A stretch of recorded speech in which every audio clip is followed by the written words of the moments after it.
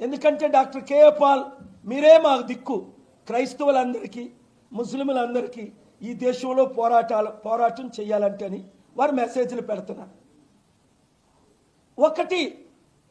20 ప్రశ్నలు. మొదటిగా post mortem report ఇంతవరకు ఎందుకు రిలీజ్ చేయలేదు? 2 ప్రశ్నలు అడుగుతున్న పాస్టర్లు రాజమండ్రిలో ఎందుకు లాఠీ చార్జ్ చేశారు? 3 నాతో పోస్ట్ మార్టం సూపరింటెండెంట్తో కలుపుతానని ఎందుకు కలపలేదు? అక్కడ నేను కాముగా అందరినీ శాంతియుతంగా ఉంచిన తర్వాత. 4 రాధా మోహన్ ఎవరినైతే వీళ్ళందరూ అనుమానిస్తున్నారో ఆయన ఇంతవరకు అరెస్టు చేశారా, రిమాండ్కి తీసుకున్నారా? 6 పవన్ కళ్యాణ్ వ్యాఖ్యలు లడ్డు విషయంలో, తర్వాత సనాతన ధర్మం విషయంలో, క్రైస్తవుల మధ్య హిందువుల మధ్య మహమ్మదీల మధ్య మీ అల్లానంటే, మీ ప్రాఫెట్నంటే, మీ జీసస్నంటే మీరు సహిస్తారో అని రెచ్చిపోయాడు. నేను సనాతన ధర్మం అలాగ రెచ్చిపోవాలా? నేను ఎలా మాట్లాడుతున్నాను? ఆయన శాంతిగా మాట్లాడవలసిన లేదా? ప్రశ్నలు అడగకూడదా? ఇలాగ ఆయనే రెచ్చిపోతే ఆయన అనుచరులు రెచ్చిపోలేదా? ఇంత ఘోరమైన హత్య జరగడానికి కేవలం Pawan Kalyan agenda, RSS agenda, ఆయన రెచ్చగొట్టిన మాటలు. ఒక ముస్లిం ఎమ్మెల్యే 15 నిమిషాలు కళ్ళు మూసుకోండి మా సత్తా చూపిస్తామని పవన్ కళ్యాణ్ రెచ్చగొట్టాడే, కానీ ఆ ముస్లిం ఎమ్మెల్యేని 4 నెలలు అరెస్ట్ చేసి జైల్లో పెట్టారే. పవన్ కళ్యాణ్ని 4 నిమిషాలైనా అలాంటి మాట్లాడినందుకు అరెస్టు చేశారా? జైల్లో పెట్టారా? ఇన్వెస్టిగేషన్ చేశారా? ఇవన్నీ ఎందుకు అడుగుతున్నాను?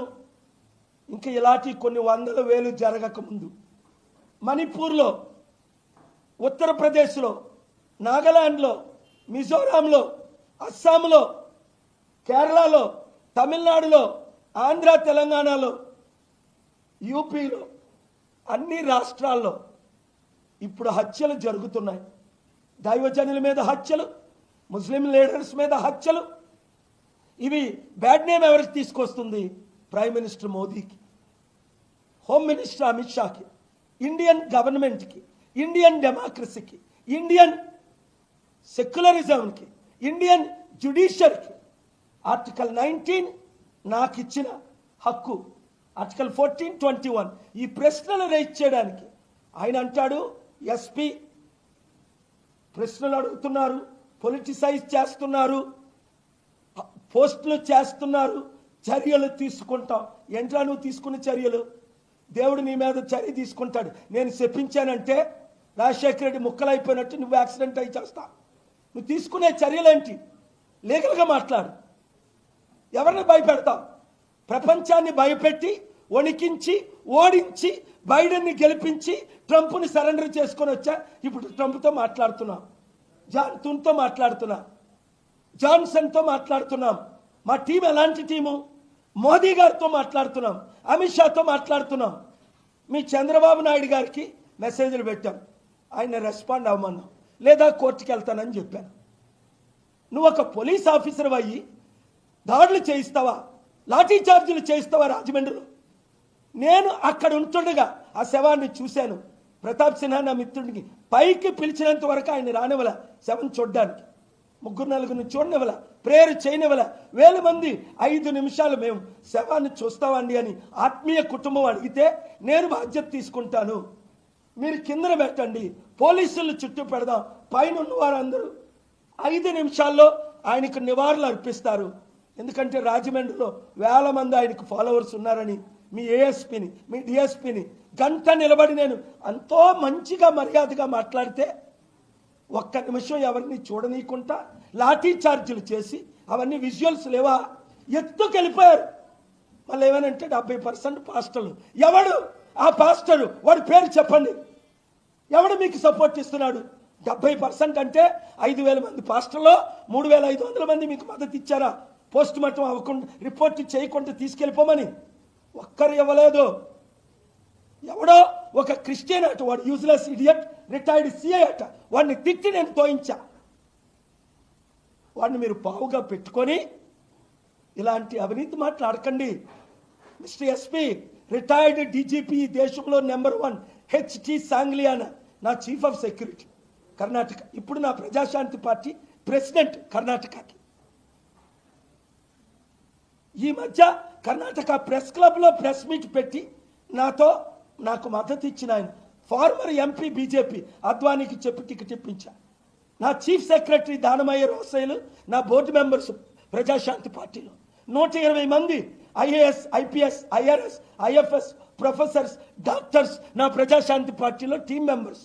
600 మంది global peace president including prime minister Deve Gowda నా సపోర్టర్.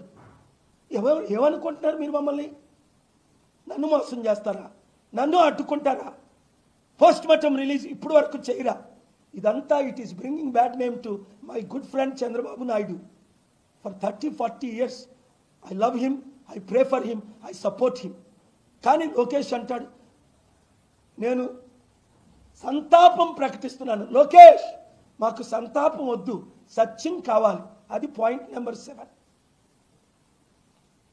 ఈ 7 ప్రశ్నలకి. అలాగే ఈ ప్రమాద స్థలాన్ని ఒక యాక్సిడెంట్ లాగా మార్పు చేసి ఉంచారా? 8. ఆయన శరీరంపై ఉన్న గాయాలు ఒక స్కిడ్ యాక్సిడెంట్కు తగినవా లేక మరే ఇతర కారణాలతో ఉన్నాయా? 9. బైక్ రోడ్డు మీద పడకుండా ఆయన శరీరం దాని పక్కనే ఎందుకు పడి ఉంది? శరీరం కిందని, బైక్ పైన. ఈ 10 ప్రశ్నలు. దర్యాప్తుపై అనుమానాలు. పోలీస్ అధికారులు ఈ కేసులో హత్య అనే కోణాన్ని పూర్తిగా పరిశీలించారా? 11. ఘటనా స్థలంలో ఎలాంటి సాక్ష్యాలు పోయాయి లేదా మార్పు చేయబడ్డాయా? 12. పోస్ట్ మార్టం రిపోర్ట్లో అసలు మరణానికి గల కారణం ఏమిటి? ఎందుకు మీరు వెంటనే రిలీజ్ చేయలేదు? 13. ఆయన శరీరంలో ఏదైనా విష పదార్థం కనుగొనబడిందా? 14. ఆయన చనిపోవడానికి ముందుగా ఎవరైనా ఫోన్ కాల్స్ లేదా మెసేజెస్ పంపించారు కదా, ఎవరికి? ఇంతవరకు దాన్ని మీరు రిలీజ్ చేశారా? సెక్యూర్ చేశారా? 16. చనిపోవడానికి ముందు ఎవరైనా బెదిరింపులు ఇచ్చారు? సాక్ష్యాలు ఉన్నాయి. వారిని మీరు ఎందుకు అరెస్ట్ చేయలేదు? వారిని మీరు ప్రశ్నించారా? 17. ఇటీవల కాలంలో ఆయనకి ఎవరైనా శత్రువులు ఉన్నారా? ఆ రాధామోహన్ ఆయన మాట్లాడిన శత్రువుల మాటలు కావా? ఇంకొక ఆయన నీ నాలుగు కోసేస్తాను, నీ గుడ్లు పీకేస్తాను అన్నాడు. January 31st అది ఆయన ప్రవీణ్ పగడాలే పోస్ట్లో పెట్టాడు. 18. ఆయన పిఏ ప్రవీణ్ పిఏ ఒక వైసీపీ జగన్మోహన్ రెడ్డి సంస్థలో మద్దతు ఇస్తుంది. అక్కడ రాజమండ్రిలో చాలా ప్రామినెంట్ క్రిస్టియన్ కమ్యూనిటీ ఆయనకు మద్దతు ఇస్తుంది. ఆ కోణంలో మీరు విచారణ జరిపించారా? 19. ఆయన మతపరంగా లేదా రాజకీయ పరంగా ఏమైనా వివాదాల్లో ఉన్నారు. మీకు తెలియకపోతే నేనే చెప్తా. రాజకీయాల్లో వివాదంలో లేరు. క్రిస్టియన్ ఛానల్స్లో ఆయన చేసిన డిబేట్లు ఆయన ఎవరో నాకు తెలియదు 3 రోజుల క్రితం